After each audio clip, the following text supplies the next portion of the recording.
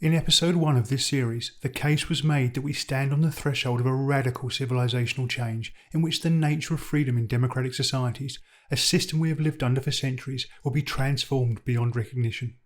Where we are currently free to live the lives we choose, go where we please and behave as we wish, except where our actions are prohibited in law, under this new system we will only be allowed to do the things that we have been given explicit permission to do.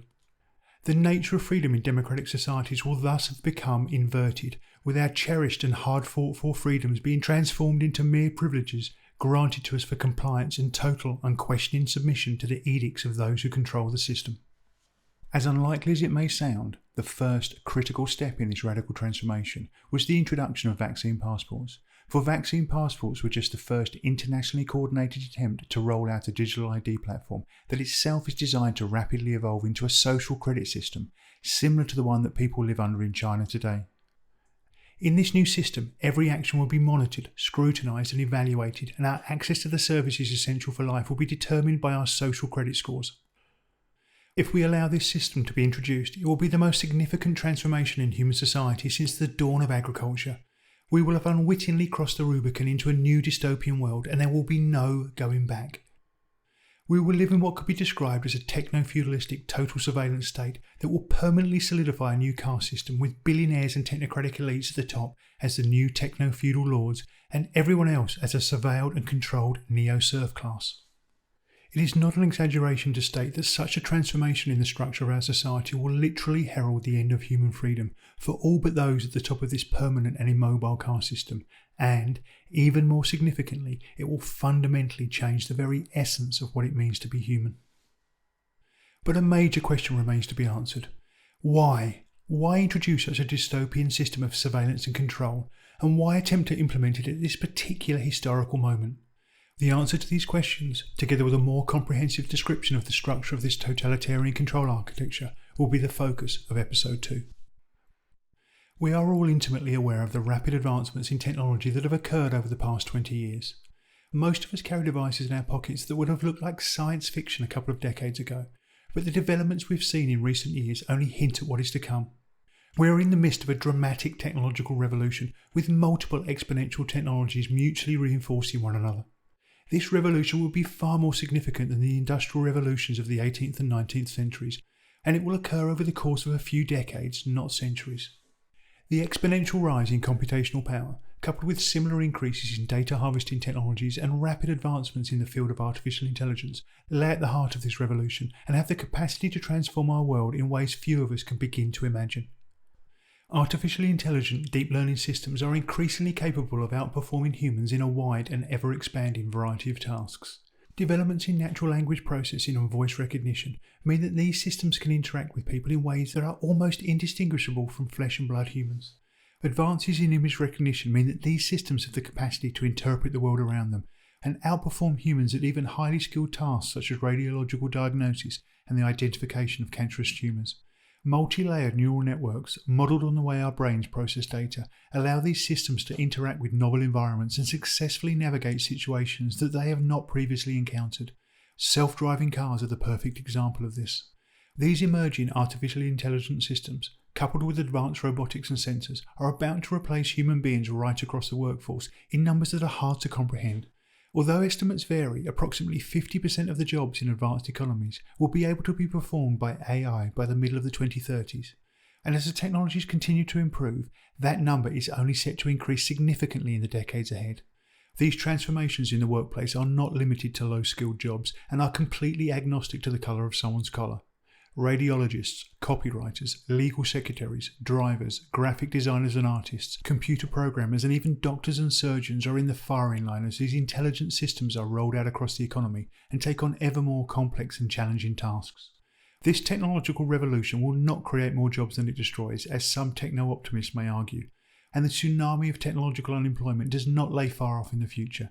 It's happening right now, and by the middle of the 2040s, when children born today are about to begin their working life, 75% of today's jobs may have been automated out of existence, with comparatively few new jobs created to replace them.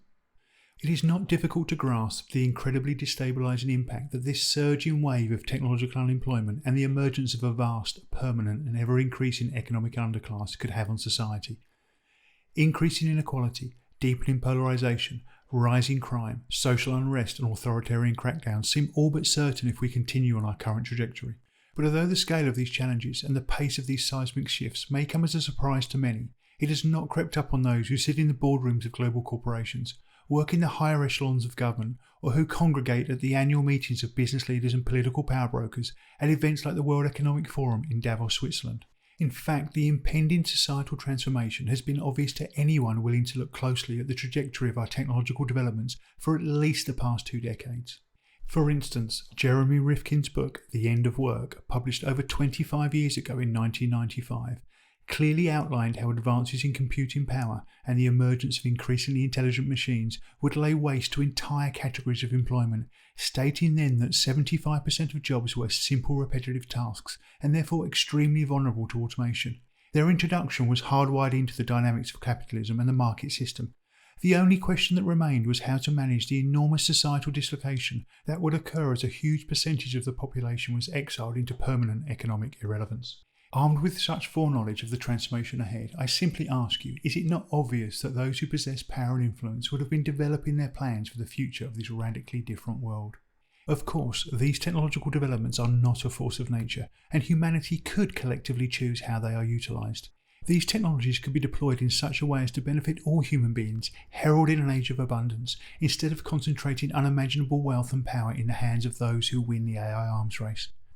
The enormous productive capacities of these technologies could be shared more evenly amongst humanity instead of being hoarded by the few, thus liberating many from dangerous toil and soulless drudgery, finally reducing the length of the working week and freeing us to pursue our passions, indulge our creative impulses and enrich our human connections. But it seems clear that those in positions of power, those who have the most to gain from this technological revolution, have chosen a different path. They have decided to reap all the benefits of the revolution for themselves, further consolidating their wealth and power, while simultaneously utilising these new technologies to control the masses as we transition to a workerless post-Labour world. Artificial intelligence, voice and facial recognition, big data and psychographic profiling, attention harvesting and behavioural modification technologies are all being deployed to surveil and control the ever-increasing masses of humanity that will be excluded from the potential benefits these technologies could bring. In so doing, our new feudal overlords will permanently solidify their position at the pinnacle of the new social hierarchy and simultaneously create a new global totalitarian surveillance state from which there will be no escape. The historical confluence of an approaching tsunami of technological unemployment, coupled with the simultaneous development of technologies that can automatically surveil, manipulate and control billions of people, is a major reason, although not the only reason, why this dystopian techno-totalitarian control system is being rolled out at this particular moment in time. AI automation and the post-Labour world is an extremely important topic we will return to later, for it has implications that go far deeper and are far more disturbing than the technological unemployment and the ubiquitous surveillance described here. But for now, let's move on. The second factor that is being used as a reason, or perhaps more accurately, a justification for the development of this new system of surveillance and social control, is the environment. Now, it should be painfully clear to anyone that humanity's relationship with the natural world is radically out of alignment. The litany of damage we are causing to this beautiful jewel of a planet is truly shocking, and the scale and breadth of the problem can feel overwhelming. Overfishing and microplastics in the oceans, the extinction of countless species, the die-off of insects and pollinators, widespread deforestation and the loss of biodiversity, the silent but catastrophic destruction of our topsoils through the use of harmful pesticides, glyphosate and unsustainable industrial agricultural practices, the desertification of vast swathes of our once fertile land, and the widespread use of hormone-disrupting chemicals in our plastics that leach into the environment and into our bodies. The disturbing list goes on and on. With these misaligned and unsustainable practices, we are seeing a dramatic rise in the sicknesses of affluence, increases in a raft of seemingly unrelated illnesses and allergies, and a simultaneous deterioration in the ecological systems that all earthlings, both humans and animals, depend upon. It is clear that we cannot continue on this trajectory for much longer without catastrophic consequences. We have arrived at this point not because humans are a cancer on the earth or some sort of virus, as some amongst the elite would have you believe, but instead because we have become estranged from nature and forgotten what 1,000 generations before us knew in their bones, that we are an integral part of the natural world, different from the other earthlings we share this planet with, primarily in our incredible tool-making abilities and the commensurate capacity we possess to transform the world around us. We are not separate from the natural world, nor do we have dominion over it. We are just one miraculous strand in the multitudinous web of complex connections that shape the planet we call home, completely dependent upon the bounteous, self-renewing systems of nature. To solve these complex environmental problems, we must again come into harmony with nature and see the natural world as having intrinsic, innate worth, rather than only for its utilitarian value as a resource to be exploited, monetised and then discarded. Contrary to what the doomsayers will have you believe, and despite the scale of the challenges, we have everything we need to do this. For although we live on a finite planet, the two resources that are most critical to this transformation have no such limitations: our ingenuity and our adaptability. Utilising our modern technologies and guided by ancestral wisdom, we can remove our dependencies on pesticides and poisons and instead deploy regenerative agricultural practices to heal our soils, our ecosystems and ourselves in the process. We can free ourselves from the empty and unfulfilling hamster wheel of consumer fetishism, end the illogical and egregious practice of planned obsolescence, and transform our single-use, fast-fashion, throwaway culture into one that values connection, community and integrity. And whether you see global warming or its rebranded variant climate change as an existential threat predominantly caused by the burning of fossil fuels, or conversely as a largely natural, cyclical phenomena that humans are having little meaningful impact upon, it seems somewhat archaic that in this world of particle accelerators, space telescopes and supercomputers, we still derive most of our light, heat and energy in the same way our ancient ancestors did, by simply burning combustible materials, albeit instead of wood, dung and animal fat, we now burn ancient energy-dense hydrocarbons. Surely we can do better than this. After all, there is a vast fusion reactor in the sky, known as the Sun, that provides more energy than we could ever need, and the technology to collect, store and utilise that energy is becoming cheaper and more efficient with every year that passes. If just a fraction of the resources currently spent on developing and deploying high-tech weapons of war was diverted to further improvements in the generation and storage of solar energy, we could shift to a clean, reliable and most importantly decentralised energy system that would no longer pump particulates into the air, risk devastating deep ocean oil spills or catastrophic nuclear meltdowns. That's not to say that we could do this overnight, or that it will be easy, or that continued technological advances will not be required to improve efficiency and drive down costs. And of course we should not make such rapid, radical and one-dimensional changes so as to disrupt the economic and agricultural systems we all depend upon and risk widespread deprivation, conflict or starvation. Nor should we greenwash over the downsides, dangers and complexities of transforming our energy infrastructure. But making these changes is completely within our capabilities, and that's without even considering the exotic energy generation technologies that are almost certainly locked away in black projects, funded by our taxes, which have never seen the light of day. But once again, rather than take such a life-sustaining and life-affirming path, the elites have seized upon the environment, and anthropogenic climate change in particular, as the perfect way to justify and extend their control agenda, with human-generated CO2 characterised as the prime driver of climate change and posing an existential threat to humanity. The case is being made that every aspect of our lives must therefore be monitored and controlled to curtail its production. But just as vaccine passports were deceptively promoted as an essential tool in the fight against COVID, but were really just a Trojan horse used to introduce a digital ID scheme, carbon credits will soon be rolled out, marketed as a critical mechanism in the battle against climate change, but in reality, they will just be another mechanism for social control and surveillance. Through this sleight of hand, the environment is being weaponised and turned against us by those who wish to create this new totalitarian system. Tied to the vaccine passport digital ID system, personal carbon credits will be issued to nearly every human being on the planet, the exact amount you are allocated being dependent upon your social credit score. The freedoms we have all enjoyed for all our lives, the freedom to live the lives we choose, go where we wish, enjoy our leisure time as we desire, and even eat what we want will in an instant have been taken from us. We will be little more than livestock, tagged and monitored, prodded and punished, grateful for whatever scraps of food and freedom we are given by our masters. However, digital IDs, social credit scores and carbon credits do not complete the architecture of technocratic control that is planned for us. There is one further element of the envisioned system that is missing: a new type of money. The global financial system we have lived under for the past 50 years, a fiat-based money system built upon the US dollar as the global reserve currency and the de facto currency of global trade, is rapidly coming to an end. As the elements of the new surveillance and control architecture described here are manoeuvred into place, the current financial system has consequently lived beyond its usefulness for those who have ambitions to reshape the world. The financial system we live under today is a vast collective illusion. Nearly every dollar, pound, euro and yen in existence today is created out of nothing, simply conjured into existence by typing on a computer keyboard, when commercial banks make loans to individuals and businesses, or when central banks buy bonds from governments and the financial sector. It is nothing more than a giant Ponzi scheme of unimaginable proportions, and, like every Ponzi scheme, sooner or later it has to collapse. This is a mathematical certainty. Each round of quantitative easing, a euphemism for creating new money out of nothing, may appear to breathe life into the system for a while, but like injecting a dying patient with adrenaline, the boost is only temporary and it makes the inevitable demise all the more certain.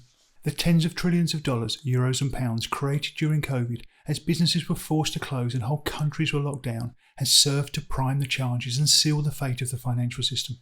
Perhaps, along with the introduction of the digital ID system, that was the part COVID was always supposed to play. The inflation we are seeing around the world today is the first sign of this impending crisis, and despite what the talking heads on the news will have you believe, it is not primarily caused by global supply chain issues or Putin or the war in Ukraine, but because trillions of dollars, euros and pounds were created out of nothing and pumped into the global financial system. It is not cyclical, it is not transitory, it is not a blip. It's systemic, and the economic convulsions we are beginning to witness are going to get a lot worse. At some point in the coming months or years, when the stage is set and the technical infrastructure is ready to go, the global financial system will be consciously and deliberately imploded. Like knocking over the first domino in a world record attempt, a big global player or G7 country will get into trouble. Automated trading systems around the world, like BlackRock's Aladdin, will start liquidating trillions of dollars of assets, and the contagion will be unstoppable. As people rush to pull their money from the banks, their accounts will be frozen. ATMs will be emptied and food shelves will soon follow. In our just-in-time, high-tech, interconnected world, the right push on the right weak link at the right moment will be enough to initiate a collapse, not a recession or a depression, but a cascading systems failure. A controlled demolition, if you will, of the financial system and the global economy that relies upon it. But to what end? Why deliberately bring down the whole house of cards? The goal is the creation of a completely new global financial system, based upon new digital-only currencies that will enable complete surveillance and control of the most intimate aspects of our lives and, more importantly, demand our absolute compliance. To achieve that end, the old system must be destroyed, but this is a small price to pay for those who want to create a new world out of the rubble of the old. When the chaos has unfolded for long enough, and fear and despair have overwhelmed all but the most grounded and prepared, the new solution to the manufactured problem will be revealed to the desperate masses. Central bank digital currencies, or CBDCs as they are termed, will be rushed to market at warp speed as a solution to all our woes. A new system, a global reset, salvation from our far-sighted financial overlords who just happen to have a pre-prepared solution to the global financial contagion. To sweeten the deal and ensure swift and widespread uptake, Universal Basic Income, or UBI, a monthly allowance issued to everyone to cover their basic material needs, will be offered to all those who subscribe to the new system. As with the vaccinations before, for the sake of safety and security, many people will take the bait. Despite superficial appearances, this digital money is not a new version of your bank card or Apple Pay. It possesses novel features that make it the perfect tool to permanently solidify the system of control in the hands of our would-be financial masters and technocratic elites. First, the new money is only digital, with cash completely abolished. Therefore, if you want access to the basic necessities of life, you will have no choice but to participate in the system and have your every action recorded. Second, these digital currencies are programmable, meaning that unlike the money we use today, this digital money can be programmed to only be used to purchase certain types of goods and services. This will undoubtedly be linked to your social credit score, so that compliant individuals with sufficiently high social credit scores may be able to purchase certain luxury items, whereas individuals with low social credit scores will be restricted to only spending their digital money on basic necessities. Third, this programmability can extend to the ability to add an expiry date to the money, meaning that once you receive your allocated UBI, it must be spent within a matter of days or weeks. Ostensibly, this design feature is to increase the velocity of money through the economy, keeping the wheels of business turning, but in practice, it will simply prevent people from accumulating any assets and thereby securing some form of limited independence. And finally, if you do not demonstrate the requisite level of compliance and conformity demanded of the new techno-feudal serfs, your access to the financial system and the necessities of life can be withdrawn instantaneously at the touch of a button. With the introduction of digital money, the picture of this new dystopian architecture of totalitarian technocratic control comes into sharp focus. The digital ID is the critical core of the system, linking all other aspects of the surveillance and control architecture into a unified whole. The new digital-only currencies facilitating the monitoring, evaluation and control of everything we consume, and the social credit score assigned to each person used to determine the privileges that they have access to, the amount of resources they are allowed to acquire, and the carbon credits they are allocated. Overlay this system with ubiquitous surveillance of everything, literally everything we do, both on and offline, and it becomes the perfect feedback loop for behavioural modification and operant social conditioning. Of course, these restrictions will not apply to our new feudal overlords, the billionaires and technocratic elites and their mouthpieces in the media and government. They will not be required to have their regular mRNA shots or have restrictions on where they can travel, what they can purchase and the food they can eat. And they will not have to submit completely to the will of the technocratic state in order to get access to their monthly UBI tokens. That's just for the rest of us. That's just for the serfs. At this juncture, it is important to briefly return to the topic of AI automation, for this has other deeply disturbing implications that are critically important to understand. Throughout history, the ruling classes have had a dependency relationship on the greater mass of humanity. The aristocracy and the feudal lords needed the peasantry to work in their fields and fill the ranks of their armies when called upon. And the industrialists that followed them needed the lower classes to fill their factories, man the production lines, and take their places in the mechanised armies of the 20th century. But in the new world that is fast emerging, where robots and artificially intelligent systems are capable of performing ever-increasing swathes of what was once reserved for human beings, the dependency relationship between the elites and the masses will finally be severed. The techno-feudal elites in this new world will simply have no use for the billions of marginalised and technologically excluded flesh and blood humans. Given the utter disdain that the wealthy and powerful have repeatedly shown towards the masses throughout the ages, this changed relationship should give anyone with even a cursory understanding of history cause to be profoundly concerned. For although the development of an automated total surveillance and control architecture, as described here, may be an efficient and cost-effective short-term mechanism to keep a lid on the social turmoil that this technological revolution will bring, it may not turn out to be the elite's ultimate solution to the perceived problem of a rising mass of humanity that has suddenly become surplus to their requirements and a drain on the precious resources that they covet. So given the gravity of what I'm suggesting, once again I ask you to pause for a moment and reflect deeply upon the world that is described here. Imagine the experience of living in such a world where every action is monitored and controlled. A world in which where you can travel, the food you can eat, and what you can spend your money on is completely dependent upon your unswerving compliance to the diktats of the technocratic state. A world where you have no inherent rights or freedoms, only temporary privileges that are granted to you based upon your total, unquestioning submission. A world in which you and your children are born into a permanent caste system from which there is no escape, where there is no hope for meritocratic progress or betterment beyond the marginal enticements of a higher social credit score. A world where ingrained deep within you is the knowledge that the slightest deviation from prescribed norms or mandated rules, the most minor infringement of action, speech or even thought, will lead to immediate and automatic restrictions on your ability to travel, consume or even access information, and where exclusion, expulsion or worse awaits those who do not submit completely to the will of the technocratic state. In such a world, your inherent value as a sentient, living, feeling human being will have been reduced to a mere cybernetic node, a collection of 100 million data points to be monitored and optimised by an all-knowing AI system that targets you with behavioural modification technologies to condition you into unconscious compliance through rewards, punishments and omnipresent panoptical surveillance. Forced to live in smart cities with little or no access to the natural world, you will no longer be a free human being. You will be something else, and your children and all those that follow will be condemned to live this same inhuman existence in perpetuity, never able to break free or even conceive that another type of world was even possible. Feel into this world. Allow yourself to be immersed in the horror of this dystopian nightmare. Feel the visceral, organic knowing within you that this is not right. You know in your heart that this goes against everything it means to be a sentient, living, breathing, loving, feeling human being. You know in the very marrow of your bones that this is not what we came here for. This is not our future, for no human wants their children to be born, live and die in a prison. But this is what they have planned for us. This is their great reset, and this is what will come to pass if we stand idle, silent and do nothing. For hundreds of thousands of years, humanity has strived against adversity, overcome incredible odds, grown and flourished on this planet. Our species has persisted through ice ages and devastating global cataclysms, survived famines, floods and plagues and all manner of challenges that are now lost to the depths of mythical time. We have built unfathomable monuments of stone and steel, created artistic works of mesmerising beauty, written great literature that illuminates the human journey, and philosophies that attempt to make sense of our very existence. We've ventured to the bottom of the oceans, peered out into the farthest depths of the universe, and looked back into the most distant epochs of cosmic time. We've wrestled with the biggest questions of all. What is reality? Why are we here? What is the meaning of existence? What is the nature of love?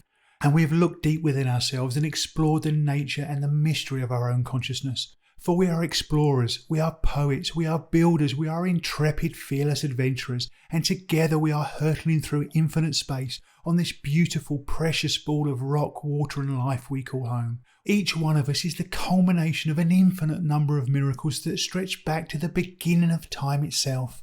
We have not come this far, overcome so much, created such beauty, only to become mere cybernetic nodes in some soulless AI-driven machine, mere automatons in some vast, inescapable digital prison, to be corralled and tagged like cattle. This is not our future. This is not the next chapter of the human story. Great wonders await us that are beyond our wildest imaginings. But first we must collectively wake from our slumber, see through the lies and propaganda, and have the courage to fully acknowledge the world that these self-appointed high priests of technocracy, these architects of dystopia, have planned for us. Only then, when we face the Leviathan head on, when we stand together, united in purpose, and reject unequivocally their diabolical plan, can we begin to start building the more peaceful, harmonious, beautiful world that our hearts know is possible. But let us not underestimate what we are confronted by. For if the last 2.5 years have taught us anything, it should be that those who are behind this agenda do not value life, they do not cherish liberty, and they certainly do not care about the well-being of humanity. They are ruthless, they are determined, and they are completely committed to creating the dystopian world described here. For them there is no room for negotiation, and there is no plan B. They know that humanity is awakening, and they are making a dash for the finish line, and I believe there is nothing they will not do to see their plans come to fruition. But in reality, deceit, division and fear are their most powerful weapons, and therefore the best way to derail their agenda and avert this catastrophe is to collectively awaken, to see clearly the world they have planned for us, to be courageous, and above all, to stand united. It is vital that we do not succumb to fear, fall into the trap of violence, fall prey to the tactics of division, or retreat into isolation and pure self-preservation. We must listen to the better angels of our nature and support each other as we rise to the challenges that lay ahead. For if we look within ourselves, we will find deep wells of strength and boundless reserves of love that lay at the core of our very being. Together, we the people have the power, and we owe it to our descendants to bequeath to them a free and harmonious world. Brothers and sisters, this truly is a pivotal moment in human history, for the future trajectory of the human race will be decided in the decade to come.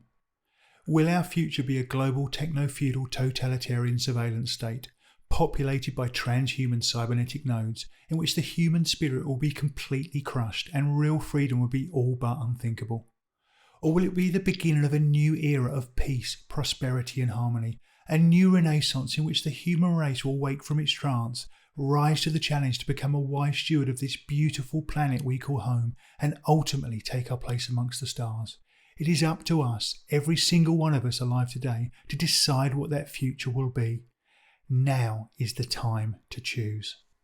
If this message resonates with you, if you know deep within your being that something is wrong, I ask you to share this message with your family and friends, for the time to act and the time to awaken is now.